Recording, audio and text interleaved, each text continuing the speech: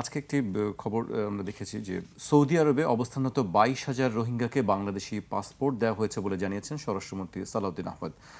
সচিবালয়ে স্বরাষ্ট্রমন্ত্রী কার্যালয়ে বাংলাদেশে নিযুক্ত সৌদি আরবের রাষ্ট্রদূত ডক্টর আবদুল্লাহ জাফর বিন আবিয়ার সঙ্গে সৌজন্য সাক্ষাৎকালে তিনি কথা বলেন। সৌদি আরবে থাকা 69,000 মিয়ানমার নাগরিকের রোহিঙ্গা বাংলাদেশি পাসপোর্ট ইস্যুর বিষয়টি তুলে ধরেন রাষ্ট্রদূত আবদুল্লাহ জাফর। তিনি এই প্রক্রিয়া দ্রুত শেষ করার উপর গুরুত্ব আরোপ করেন। বাংলাদেশি 22,000 রোহিঙ্গাকে বাংলাদেশি পাসপোর্ট দেওয়া হয়েছে বলে আমরা হ্যাঁ, আমি এটা বুঝতে পারিনি। সত্যি কথা হচ্ছে যে 22,000 পাসপোর্ট আপনি দিবেন কীভাবে? পাসপোর্ট দেওয়া মানে পাসপোর্ট কিন্তু আমরা বাংলাদেশে যে নাগরিক, যিনি আমাদের নাগরিকের কতগুলো আইন আছে, নাগরিকত্ব আইনে অনুযায়ী আপনার বাবা মা যদি বাংলাদেশি হয়, আপনি যদি জন্মান, আপনি যদি ম্যাট্রিক পড়েন, মানে কতগুলো শর্ত আছে। এই শর্তের বাইরে তো আপনি পাসপোর্ট দিতে পারেন বলে আমি জানি না। কোনো আইনে আপনি পাসপোর্ট দিতে পারেন না। বাংলাদেশের পাসপোর্ট আইনও আছে একটা। সো পাসপোর্ট আইন অনুযায়ী রোহিঙ্গাকে আপনি কীভাবে পাসপোর্ট দিবেন, এটা আমি বুঝি নেই। আমি এটা বুঝতে পারছি না। এখন ওনারা যদি, কারণ যেই মুহূর্তে আপনি একজন রোহিঙ্গাকে বাংলাদেশ পাসপোর্ট দিচ্ছেন বা নাগরিক বলছেন, তখন তো তার অন্যান্য, সে আবারও 10 বার আসতে পারবে। এটা তো এমন না যে এইটা যদি উনাকে রোহিঙ্গা সৌদি আরবে যেতে হলে তার একটা ডকুমেন্ট লাগবে, না হলে সে আন্তর্জাতিকভাবে ট্রাভেল করবে কেমন, আন্তর্জাতিকভাবে ভ্রমণে যাবে কেমন। তো সেটা যদি আমরা যদি একটা ট্রাভেল ডকুমেন্ট ইস্যু করতাম, বা অথবা ইয়েদের সাথে আপনার সৌদি আরবের সাথে আমরা যদি করতাম যে ওয়ান টাইম ইউজ পাসপোর্ট করতাম, কথার কথা one time use some kind of document করতাম, তাহলে ওটা অনেক বেটার হতো বলে আমি মনে করি।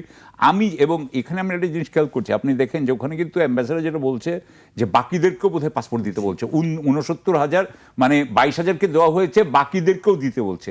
এই বাকিদেরকে কোন আইনের অধীনে বাংলাদেশ সরকার দিতে বলছে আমি সেটা বুঝি নাই। অন্তত আমি কিন্তু জাস্ট বলে রাখি, এখানে 23 বছর এই কাজগুলো করছি। এই দূতাবাসে আমরা এইগুলো পাসপোর্ট দিয়েছি এবং এইগুলো আমার জানা উচিত। তা আমি বুঝতেছি না যে কেমনে উনি দিয়েছেন, কোন আইন অনুযায়ী উনি দিয়েছেন, এটা আমি বুঝতে পারি নাই। আমার মতে কোনো আইন নেই যে আইনের অধীনে উনি দিতে পারেন। আমি শেষ করব, আমরা জানি না, রুবেল ভাই কাছে জানতে চাই। রুবেল ভাই, আসলে এই বিষয়টিকে আপনি কিভাবে দেখছেন?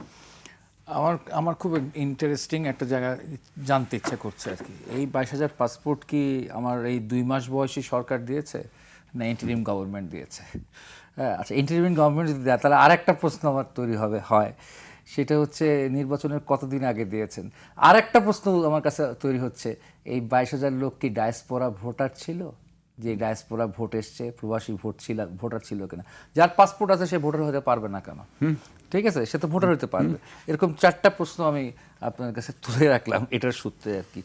আর এটা নিঃসন্দেহে যে সাকিব আলী ভাই বলেছেন, এটা একটা এন্টি কনস্টিটিউশনাল, একটা এন্টি ল এবং আউট ল কাজ আর কি। সেটা যেই সরকারি করে থাক, এন্ট্রিম করুক আর হচ্ছে এই বিএনপি সরকার করুক, আমাদেরকে কত মানে ভোগান্তি পোহাতে হয় এই পাসপোর্ট অফিসে গিয়ে। আমার ছোট ছেলের বয়স বাড়ার পর ফিঙ্গারপ্রিন্ট মেলে না, এর জন্য আমাকে 3 মাস ঘুরতে হয়। আমার বড় ছেলের এনআইডি করতে 2 বছর দেরি হয়েছিল করোনার কারণে। তো আমি যখন নিয়ে গেলাম এনআইডি করতে, তখন তাকে প্রমাণ করতে হচ্ছে সে রোহিঙ্গা না। হ্যাঁ, সে তখন রীতিমতো জাহাঙ্গীরনগর ইউনিভার্সিটিতে সে ছাত্র আন্দোলন করে, ছাত্র ইউনিয়ন করে, তাকেও প্রমাণ করতে হয় যে সে রোহিঙ্গা না। ঠিক আছে, তো এখানে আবার আমি রোহিঙ্গাদেরই পাসপোর্টই দিয়ে দিচ্ছি। তো বিষয়টা হচ্ছে খুবই ভয়ঙ্কর ব্যাপার। আর বাকি যে এখনও ওখানে 47,000 রোহিঙ্গা রয়েছে, তাদের পাসপোর্টের ব্যাপার এক্ষেত্রে সাকিব ভাই যেটা বলেছেন, হ্যাঁ, এটা আমরা দেখি পৃথিবীর বিভিন্ন দেশে বিভিন্ন ট্রাভেল ডকুমেন্টস থাকে বা ট্রাভেল পাস থাকে, সেটা দিয়েই এলে ব্যবস্থাটা করা উচিত। বাংলাদেশের এই ঝুঁকিটা রোহিঙ্গাদেরকে নিয়ে নেওয়া দরকার নেই।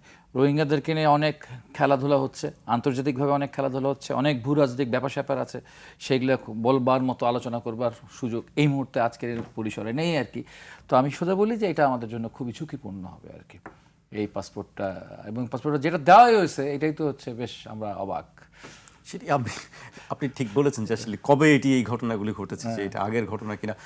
আমি শেষ করবো, আপনি এই বিষয়ে একটু কিছু বলতে চান কি? না, আমি এখানে অ্যাকচুয়ালি আমাদের এক ভাইকেই মনে আছে যে উনি ছিলেন, উপজেলা চেয়ারম্যান ছিলেন, ওনাকে ধরা হয়েছে যে আপনি রোহিঙ্গাদেরকে পাসপোর্ট দিচ্ছেন, এই জন্য আপনাকে জেলে নেওয়া হবে। তো উনি তখন বলছেন, আমাকেই বলতেছেন যে ভাই দেখেন আমার এখন কে দিয়েছে কি হয়েছে আমি জানি না, কিন্তু মানুষ কিন্তু টাকা খেয়ে খাগড়াছড়িতে, ওই ভদ্রলোক ছিলেন খাগড়াছড়িতে, সো খাগড়াছড়ি, আপনার রাঙ্গামাটি, বান্দরবন এবং ওই এলাকা উখিয়া, ওই সমস্ত এলাকায় প্রচুর পয়সার হাত বদল হয়েছে।